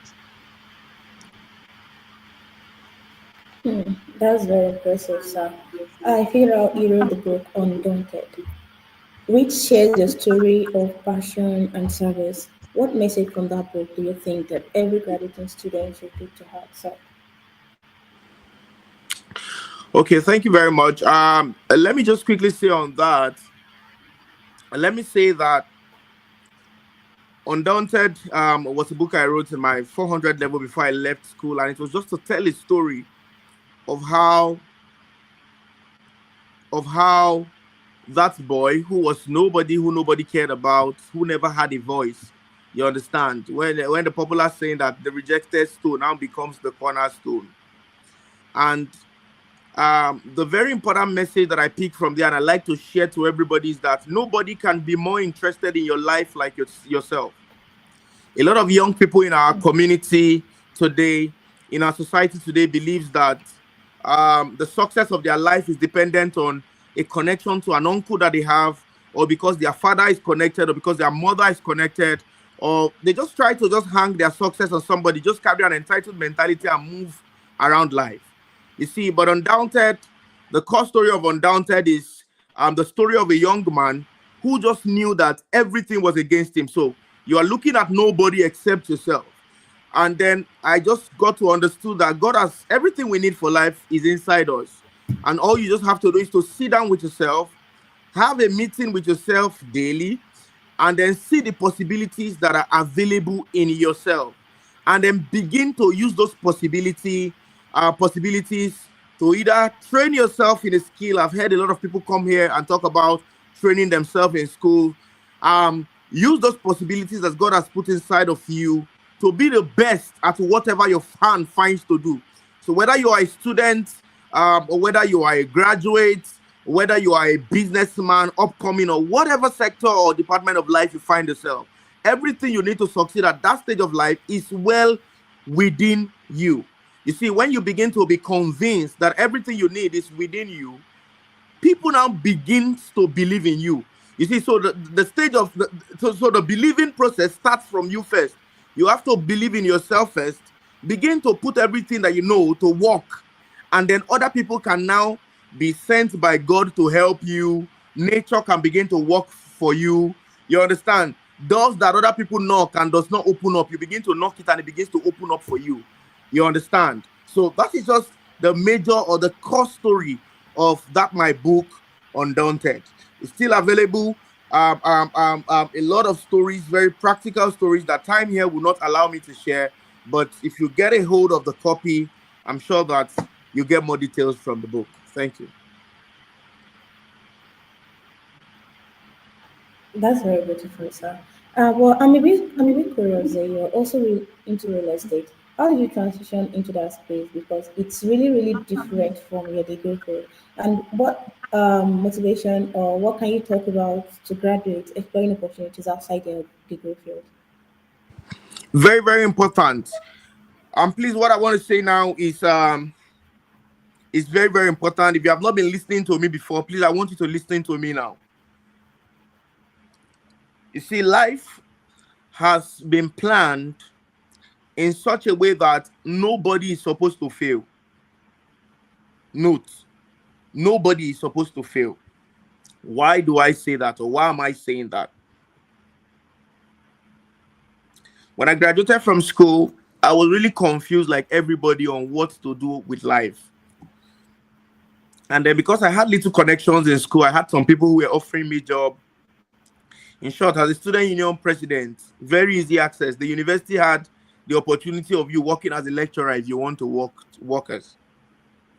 My mom works with the federal government. She was calling me in Abuja to come and take up a job with the government and all that. You see, but like I said earlier, the success of your life is first in your hand. So I looked at my life. I looked at every sector that I was getting invitations to. And I just really told myself that I really wanted more. I'm not trying to say that to get a government job is bad. I'm not trying to say to be a lecturer is bad and all that. No, it's not.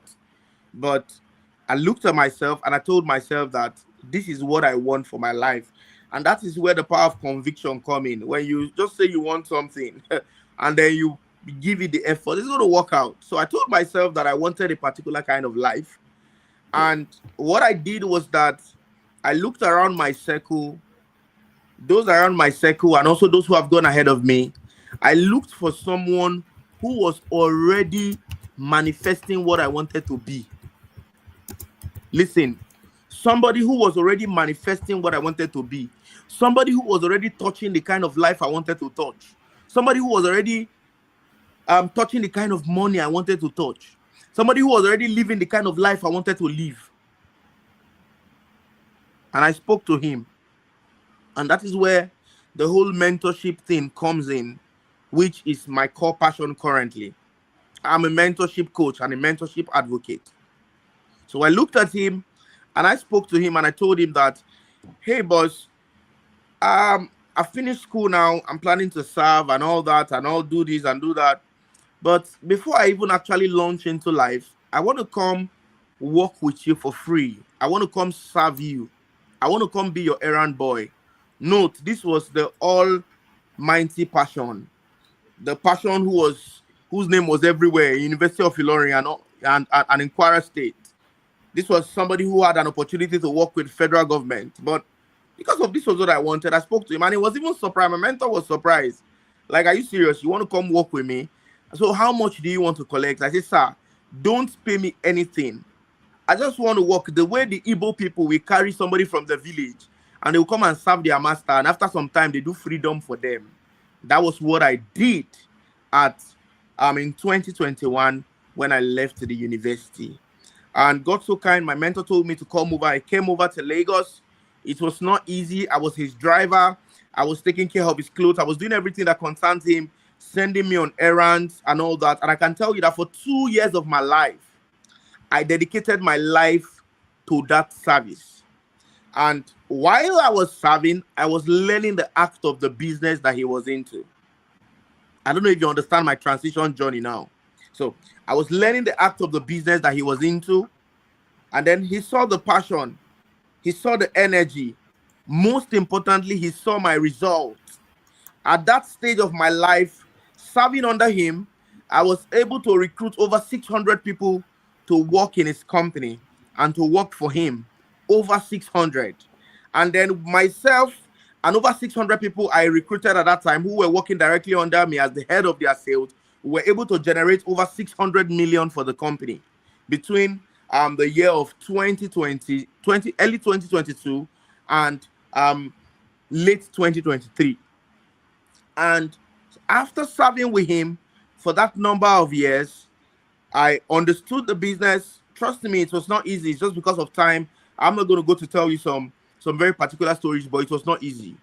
And after 2 years, here I am, established in the real estate sector, started my own business, and by the special grace of God, there is nothing in life I want by the grace of God. It's not to anybody, it's to God. There's nothing in life I want for myself that I cannot get. What is the key lesson of this short story I told you? Mentorship is very, very important. Mentorship. So you want to be a scholar, you want to be a researcher, you want to be a medical doctor, you want to be a teacher, you want to be a psychologist, whatever you want to be, whatever results you want to attain in life. Who is leading you? Who are you looking at? Who are you receiving instructions from? Who can speak to you and you will listen? Who is holding you accountable? Who are you reporting to? Who is checkmating your excesses? Who is that person that speaks to you and you cannot speak back? These are all the lessons from the University of the Universe that you must get as a young individual who is just graduating from school. And the best place to get it is in the corridors of mentorship. So there is a need for you to get into mentorship. And trust me, the journey of mentorship is not going to be easy. I just told you, I worked with my mentor and I was not being paid salary. At that stage of my life, I was eating once a day. At that stage of my life, we were 5 staying in a room that there was no bed. I still have the pictures and some of all those things there. And some of those stories are in my second book. My second book titled Protege. You can check it out and then you see those stories from there and then you can pick a lot of these lessons from there. But mentorship is very, very important. Thank you very much. That's really, really massive. So, sir, before you go, if you had one closing word for today's graduate preparing for life after school, what would it be, sir? One word for today's graduates. I'm still going to root it back to what I just finished saying. Number one, nobody can be more interested in your life like yourself. Let me tell you something. When we were very young, and you want to sleep till 8 o'clock or 9 o'clock. Remember how your parents used to come and wake you by 6 o'clock or 7? How do you used to feel when people come and wake you up when you don't want to wake up? Trust me, you feel like they hated you. Am I correct? You feel like they didn't like you. You feel like I mean, Ledru, I cannot wait where I'll be on my own. Where I cannot wait. I cannot so. You see, but that part where your parents are coming to wake you is fake life. Real life is when you now have to wake yourself. You see, even when your body is telling you have to sleep, your spirit have to tell you that the buffet David Movede, I will not sleep. I will put my leg in water, burn my candles, and stay awake. What am I trying to say? Nobody's going to be more interested in your life like yourself. So young people have to begin to carry that mentality and live life like they own it. Live life like you see, and that is how God has also fashioned life to be. When God see you carry life like that, he can now begin to make a lot of things to work for you. But what you find today is a young girl who is supposed to be putting effort in life. She's looking at a guy who she's dating that is successful. Timbati broke, Mark Pe Jamiu, Mark Pe Femi, he's going to send money to me. That's what you find. You see a lot of young people saying, oh, my uncle, he works in oil and gas. Oh, my auntie did this, do that. My uncle did this. I have about 3 students currently that I'm sponsoring in school. And as much as they are in the University of Unilorin, I used to draw their ear. In short, I don't give them, it's not because I don't have the money, I don't give them more than 12K. I don't give them more than 15K because of how tough. When I was in school, my mom was giving me 3,000 or 2,000 as pocket money at the end of the month. But now, because of how things are tough, I took it to 15K, 12K. But I tell them, go and do things that will put extra money in your hand. Don't be looking at me that at the end of the month, I have one uncle in Lagos that's going to send me money. Go and be interested in your life. You want a laptop, I'll get a laptop for you. If you want anything, I'll support you with that to make sure that you are giving your life the more energy that your life needs than any other external person. That's number 1. Number 2 is that please, as I leave you, don't forget mentorship is very important. You must have somebody who is talking to you. The truth is that I've noticed that pride has killed a lot of us. A lot of young people are being killed by pride. So you are working with somebody in the office, you caution the person. Or you are working with somebody on the project, nobody wants to be spoken to, nobody wants to be corrected. Nobody wants to be cautioned. Somebody tell you how to do something better, and the next thing you squeeze your face. And then you are seeing the person the next day, you don't want to say hello to the person. And the person is just trying to guide you. The person is just trying to teach you. Let's young people be teachable. Let's be submissive. Let's know how to go and stay under somebody and say, yes, sir. The person calls you to come for a meeting by 8, and the person does not attend to you till 3:30 in the afternoon. But you are not offended. You are not angry because you know that you are the developmental and progressive stage of your life. And at that stage of your life, you must be able to endure and you must be humble. Mentorship is very, very important. It helps your journey to be faster. It helps your life to be better. It helps your results to be more exceptional. So you must be able to identify someone who has gone ahead of you and then walk in that path. To get more story on it, you can check out my book, my 3rd book, Rudiments of Mentorship. That's my latest book that I released in June this year. You can check it out for more of the details of some of the things I've said. And I think that that's just the word I'll be leaving us with. Thank you very much. Thank you so much. We really appreciate you, Mr. Wisdom Okoko. That was really massive. Moving on, Mr. Farouk, please come up with Scholar Teslim citation. Good afternoon, everyone. Thank you very much once again, Mr.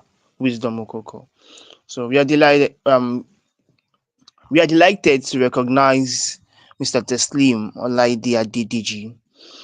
Mr. Teslim is a brilliant young scholar with a first-class degree, with a first-class honors in statistics from the University of Unilorin. He graduated among the top 1% of his class. Mr. Teslim is passionate about biostatistics, survival analysis, and data science, with special focus on advising cancer research and health risk prediction. Currently, Mr. Teslim Olaide Adedeji is pursuing his master's degree at the African Institute for Mathematical Sciences, Cameroon. He's on the scholarship. His master's degree is fully funded by Mastercard Foundation scholarship, which worth around $25,000. His academic journey reflects resilience and excellence, as he has also been a recipient of multiple awards, including the First Class Honor Award in Statistics, the Abdul Kabir Ali Foundation Scholarship, and the Oshu State Bursary Award. Beyond academics, Mr. Teslim has served as a research and teaching assistant, mentoring students in mathematics and statistics, while also volunteering in several communities initiatives, including the Sustainable Development Goals, the Muslim Student Society of Nigeria, and as an INEC hardcore staff during elections. Mr. Teslim embodies the spirit of hard work, leadership, and service. His dream is to contribute to global health research through statistics and data science, ensuring better outcome for patients worldwide. Thank you very much as we welcome Mr. Teslim Adediji, please. Mr. Teslim, thank you very much for honoring us, sir. Thank you. All right. Thank you very much for Coming having me. up. Okay, let's go back. Let's go right into it. So, welcome once again, Scholar Taslim. That was really, really beautiful.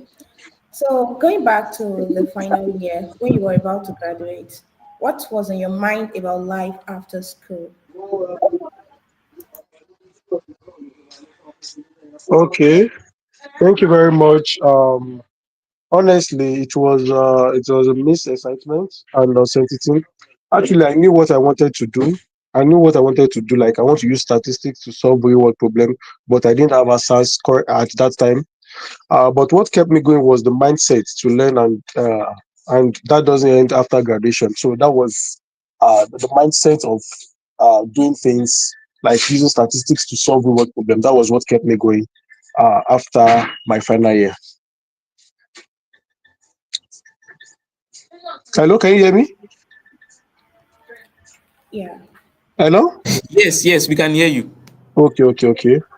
I said I actually knew what I wanted to do because I knew I wanted to use statistics to solve real world problems, but I didn't have the answers about how, and what kept me going was actually the mindset of using statistics to solve real world problems. And I actually love academics so much, and I really wanted to go into academics. So that was what kept me going during after my uh, graduate program. My undergraduate program. That was beautiful.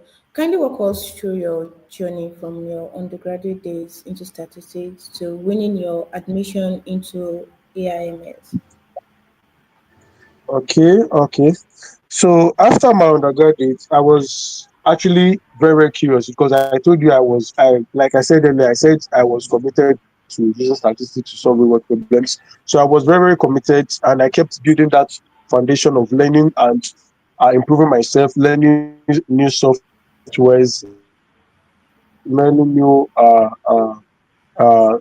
softwares in Staton and every other programming language in statistics. And I applied for opportunities as well because I wanted opportunities. I wanted the scholarship. I wanted to further my education. I wanted to get the PhD. Further, I applied for scholarship, and eventually be consistent application carefully with the guidance and help of scholars like the previous scholar said about the Unilorin International Scholars Forum. I'm also a part of, I'm also a member of the Unilorin International Scholars Forum. So with the guidance of scholars, I was able to get the AIM scholarship, and also with the guidance of mentors, just like Okoko Wisdom said, Mr. Passion. Like he said that you must have a mentor. So I worked with my mentor because my mentor actually gone to AIMS before. So he walked me through the process of applying for AIMS, and by the grace of God, I got accepted. aims. That was great. So, but Mentor most wise, students think that scholarship just happen to lucky people. How do you finally actually find yours?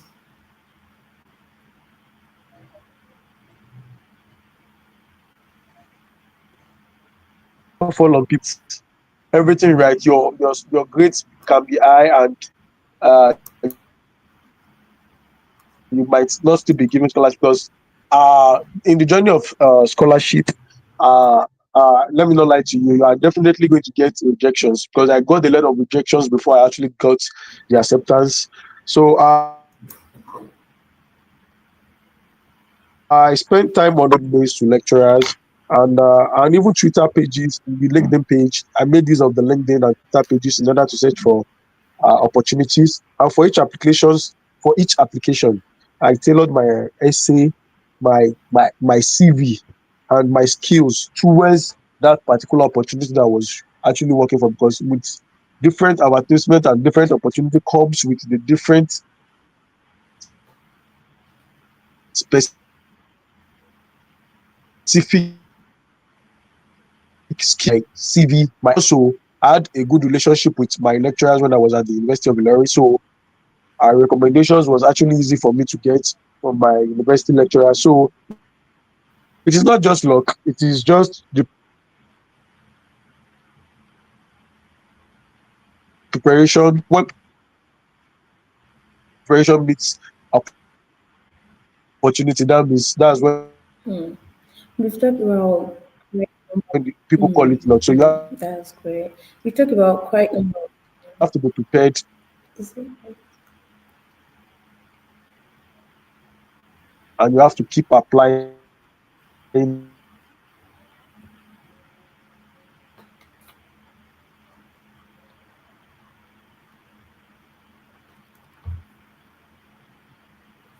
Just like you said that you have to keep applying. I'm very sure that it wasn't all smooth. Can you tell us one big struggle you faced after graduating and how you overcame it? hello, hello, Hello, we can hello, hear you. We can hear you. Can you hear us? please. Yes, yes, I can hear you now. I can hear you now. I think I lost connection. All right, all right. Okay, I hear you loud okay. and clear. Yeah. You were talking of not giving up and keep applying over and over. So I'm definitely sure that it wasn't all Yeah. smooth. Can you tell us a big struggle you Yeah. faced after graduation and how you overcame it? Okay. Um, one major struggle that I faced was the in between graduation phase. Like after graduating, I actually never wanted to go, but thank God, my set during my set, the graduation, the convocation, and me going to camp was to NYC camp because I actually served before I left. So me going to camp was within a month. So I never actually gone home. So I remember that I was stuck in some like a point when like the structure. So I set small goals. Like I set a goal like like set small goals because there are some applications I did in camp because camp can be quite stressful. The side and every other thing. So I set some small goals that at the end of this year I'm going to like review my personal statement, my SOP, and my CV. I'm going to work on this, tailor on this, complete this certain application. So I set small goals like that, and with that, slow progress, slowly, and that phase was turned into growth. Sha. So it's actually a gradual stuff. Like it's something that is gradual. So set small goals, achieve that small goals in time, and everything is going to be growth. Thank you so much for that. But if you were graduating today with no clear plan, what's the first practical step you would take in the next 3 months? Okay. The first step that I'm going to take is that honestly, I will start with assessing myself. What skills do I have? What am I missing? Like what skills am I missing? Then I dedicate these 3 months to that thing that one thing. That's building a marketable skills. Like you have to build skills that are marketable, that skills that you can use to to like should I say to impact on the society. Like me now, I'm a statistician, so the skills that I'm going to be looking at is like the skills in data analysis or programming, while actively networking. Also, don't forget about networking, knowing people, networking and applying to at least one opportunity every week. At least one opportunity every week. So that's what I'm going to be telling the recent graduates. Apply to opportunity at least one every week, and small consistency makes a great it creates a great momentum. So that's the plans I'm going to be having within the next 3 months if I'm actually graduating today with no plans. Thank you, sir. Looking beyond academics, what skills, habits have helped you stand out in opportunities? Okay, I would say communication and consistency. So academics give you knowledge, actually. Academics give you knowledge, but how you present yourself matters a lot. Like writing essays, speaking confidently, networking. This has to do with like your this has to do with skills that are not academic. How you communicate, how you like market yourself, how you write essays. Like if you are applying for opportunities, definitely you are going to write a lot of essays. So how you write those essays, how you tailor those essays towards the opportunity you want, and convincing faculties to like that you are the right person for this particular position that they are advertising. So consistency is like you showing up in every rejection. Like rejections will come up, but you just have to be consistent in your application. And that is what truly sets you apart from others, because you are not competing in the University of Ilorin alone. You are not competing in Nigeria alone. You are not competing in Africa alone. You are competing with the rest of the world. So I think communication and consistency really matters a lot. Yes, exactly. Consistency, communication matters. I'm holding that rightly. So, if you had just 30 seconds to speak to every graduate student in Nigeria right now, what would you tell them to do? 30 seconds, okay?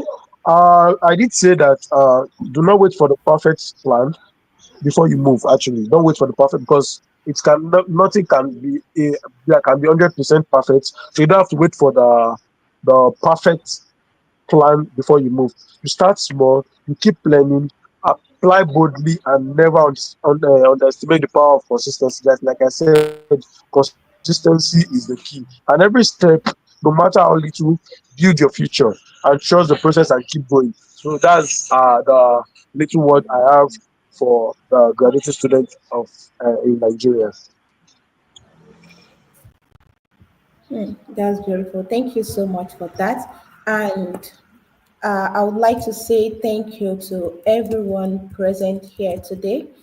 Before I round up, Mr. Habib might have a few words to say. Huh. It's a perfect session. It's a perfect session. It's nice to have scholar Abidi with the student here. Thank you so much. I'm so motivated, so inspired with everything you have said. Oh, sorry. Who is speaking? Is someone speaking? So motivated, so inspired. You have been a very good friend, a very good motivator, a very good teacher. Like I always tell you, like last time we met, I told you one course we did in 100 level that we were not taught in class like this.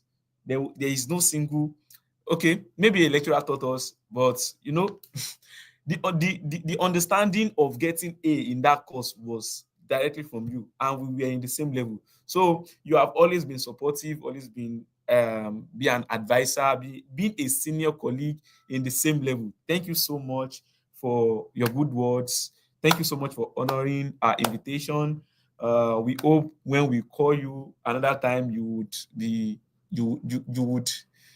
you'd be happy to come. Based on we are not so in that capacity to call you. So, but we really appreciate you. Thank you so much. And going to the next item on the agenda, we have had a lot of people, a lot of scholars, business people, entrepreneurs, and everybody. So I don't know if we can have a Q&A session now while we go about having our closing remark and moving to the moving to the end of the session. If there is anybody online with question, we are going to give you 1 to 2 minutes to type your question. If you have question, type it. Even if the scholar or the lecturer who said it is not online, we have the question down, then we have the answer. We send it to them, and the answers is and it is being answered later. Okay.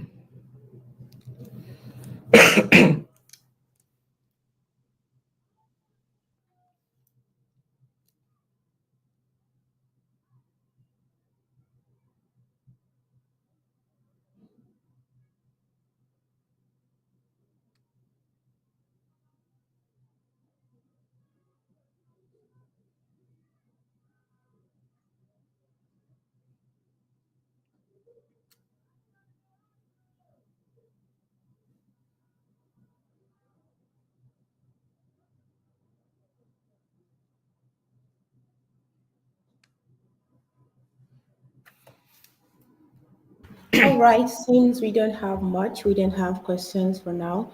So, on behalf of the organizing team, I want to sincerely thank and appreciate every single one of our speakers.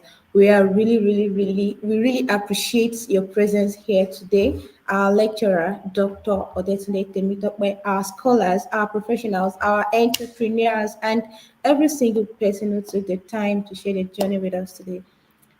Our audience, our students, and everyone who was present here today. I encourage you to take the lessons you've heard and put them into action. Apply for that scholarship, step boldly into that postgraduate life, build that business, and above all, keep learning, keep striving, keep showing up consistently, and keep growing. Once again, thank you to everyone for being here. Until next time, stay connected and have a wonderful day ahead. Thank you.